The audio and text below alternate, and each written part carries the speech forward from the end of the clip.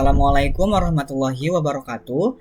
Shalom, Om Swastiastu, Namo Buddhaya, salam kebajikan dan salam sejahtera untuk kita semua. Perkenalkan, nama saya Gozia Berputranto dari kelompok 19 Shift 3 Tutorial Statistika 2. Pada kesempatan kali ini, saya akan membahas sebuah pertanyaan dan juga menyelesaikan sebuah permasalahan mengenai topik pengujian hipotesis, yang dimana pertanyaan dan juga permasalahannya ini adalah sebagai berikut. Nah, di sini terdapat 5 soal, yang dimana soal yang pertama itu jelaskan apa yang dimaksud dengan uji hipotesis secara sederhana. Yang kedua, sebutkan dan jelaskan langkah-langkah dalam melakukan pengujian hipotesis. Yang ketiga, jelaskan perbedaan antara left-tiled test, right-tiled test, dan juga two-tiled test. Dan yang keempat, berikan 2 contoh pengaplikasian uji hipotesis dalam kehidupan sehari-hari. Dan yang kelima, di sini ada sebuah permasalahan, yaitu sebuah perusahaan minyak goreng menetapkan bahwa volume rata-rata produknya itu tidak melebihi 900 ml. Pengujian dilakukan dengan tingkat signifikansi 5% atau 0,05 dan ukuran sampel 25 botol. Diasumsikan bahwa volume rata-rata sebenarnya ini adalah 930 ml dengan standar deviasi sebesar 50 ml.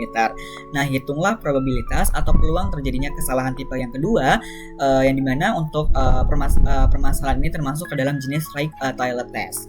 Nah, dari permasalahan ini kita dapat mengetahui data-datanya, yaitu yang pertama adalah N-nya. N itu adalah jumlah sampelnya, yaitu sebanyak 25 botol, dan juga M-nya, M itu adalah volume rata-rata dari si produk minyak gorengnya itu adalah sebesar 900 ml, dan juga kita dapat mengetahui X-barnya atau asumsi bahwa volume rata-rata sebenarnya itu dari si produk minyak goreng ini adalah sebesar 930 ml, dan juga kita dapat mengetahui sigma atau standar deviasinya yaitu sebanyak 50 ml, dan juga kita dapat mengetahui alfa atau tingkat signifikansinya adalah sebesar 5% atau 0,05.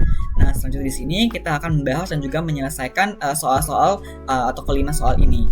Di mana di sini terdapat jawaban dari soal untuk 1 sampai nomor 4. Yang dimana soal nomor 1 dijelaskan apa yang dimaksud dengan uji hipotesis secara sederhana. Jadi, uji hipotesis ini adalah salah satu cabang ilmu statistika inferensial yang digunakan untuk menguji kebenaran atas suatu pernyataan secara statistik serta menarik kesimpulan akan diterima atau ditolaknya pernyataan tersebut. Nah, di sini juga ada sumbernya. Selanjutnya yang kedua, sebutkan dan jelaskan langkah-langkah dalam melakukan pengujian hipotesis. Yang dimana langkah yang pertama kita menentukan hipotesis 0 atau H0-nya dan juga hipotesis alternatif atau H1-nya terlebih dahulu. Selanjutnya langkah yang kedua kita menentukan tingkat signifikansinya atau si alfanya. Nah, ketika inferensi statistik berdasarkan data sampel dilakukan, ada kemungkinan terjadinya suatu kesalahan atau error. Nah, tingkat signifikansi atau si alfa suatu uji hipotesis ini adalah peluang terbesar untuk menolak atau menerimanya si hipotesis 0 atau H0-nya.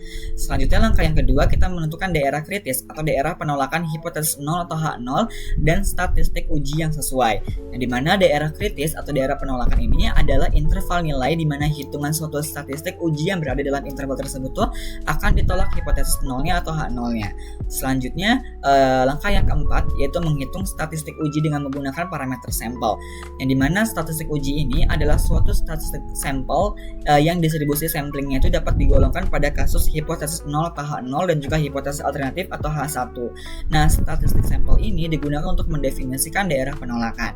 Selanjutnya langkah yang kelima yaitu membuat kesimpulan apakah hipotesis 0 atau H0 yang diterima atau ditolak. Di sini ada ketiga caranya, yang dimana untuk cara yang ketiga kita dapat melihat dari confidence interval of the difference. Nah, selanjutnya langkah yang terakhir kita menginterpretasikan kesimpulan sesuai dengan masalah. Nah, di sini juga ada sumbernya dari soal nomor yang kedua. Selanjutnya untuk soal yang ketiga, jelaskan perbedaan antara left-tiled test, right-tiled test, dan juga two-tiled test. Nah, perbedaan antara left-tiled test, right-tiled test, dan juga two-tiled test ini terletak pada arah pengujian hipotesis serta posisi daerah penolakannya dalam distribusi. Nah, left-tiled test atau uji sisi kirinya ini digunakan ketika hipotesis alternatif atau H1-nya menyatakan bahwa parameter populasi lebih kecil dari nilai tertentu atau dengan simbol mu lebih kecil dari mu 0. Nah, sehingga daerah penolakan berada di bagian kiri kurva distribusi. Sebaliknya, untuk right-tiled test atau uji sisi kanan ini digunakan ketika hipotesis alternatif atau H1-nya menunjukkan bahwa parameter populasinya itu lebih besar dari nilai tertentu dengan simbol mu lebih besar dari mu 0, dengan daerah penolakan terletak di bagian kanan kurva distribusi. Nah, yang dimana left-tiled test dan juga right-tiled test ini termasuk ke dalam uji satu arah atau two-tiled test. Nah, sementara untuk two-tiled test atau uji dua sisi itu digunakan ketika ketika si hipotesis alternatif atau H1-nya itu hanya menyatakan adanya perbedaan tanpa menentukan arah. Jadi simbolnya itu adalah nu tidak sama dengan nu 0, sehingga daerah penolakannya itu berada di kedua sisi, baik itu kiri maupun si kanan distribusinya. Selanjutnya soal yang keempat, berikan 2 contoh pengaplikasian uji hipotesis dalam kehidupan sehari-hari. Nah, yang dimana untuk contoh yang pertama dalam pengendalian mutu di industri manufaktur. Nah, dalam proses manufaktur, pengujian hipotesis ini memainkan peran yang penting. Kenapa? Karena pengujian hipotesis ini digunakan untuk memastikan kualitas produk dan juga mengidentifikasi penyimpangan dari spesifikasi yang telah diinginkan atau yang telah ditetapkan. Nah, produsen ini sering menetapkan standar pengendalian mutu dan merumuskan hipotesis tentang si konsistensi karakteristik si produknya, seperti kayak dimensinya, kekuatannya, atau kemurniannya, dan lain sebagainya. Nah, melalui pengujian hipotesis ini, mereka ini dapat menilai apakah proses manufaktur itu memenuhi standar tersebut atau tidak, dan melakukan penyesuaian yang diperlukan jika terdeteksi penyimpangan dari hasil yang diharapkan. Selanjutnya contoh yang kedua dalam riset pasar. Nah, pengujian hipotesis ini sangat berguna dalam riset pasar untuk mengetahui perilaku konsumen dan menguji strategi pemasaran serta mengevaluasi efektivitas kampanye iklan, kayak seperti seberapa besar sih peningkatan keuntungan yang dihasilkan dari strategi ini. Nah, peneliti ini merumuskan hipotesis tentang preferensi si konsumennya, persepsi mereknya, atau dampak aktivitas promosi terhadap si penjualannya.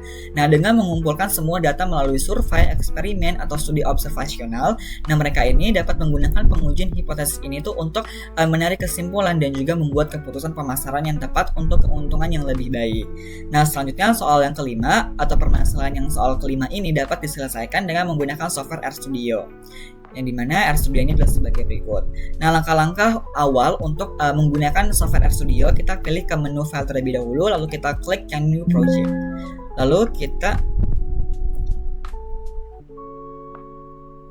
Lalu di sini kita pilih yang existing directory dan kita pilih tempat mana atau directory mana untuk menyimpan file RStudio yang kita buat saat ini dalam menyelesaikan permasalahan soal yang kelima. Nah, setelah kita menentukan tempat direktorinya, langsung aja kita bisa klik create project.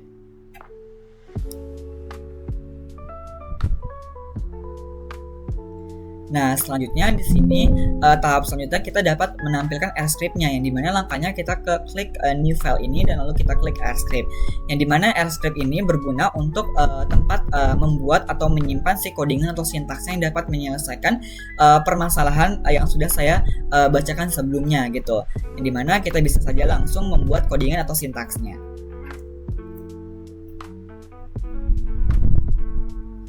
Nah, di sini saya telah membuat codingan atau sintaksnya dapat menyelesaikan permasalahan untuk soal yang kelima yang termasuk ke dalam jenis rectangular test. Nah, di sini langkah yang pertama kita menentukan hipotesisnya, yang dimana untuk hipotesis terdapat ada dua, ada hipotesis 0 dan juga hipotesis alternatif.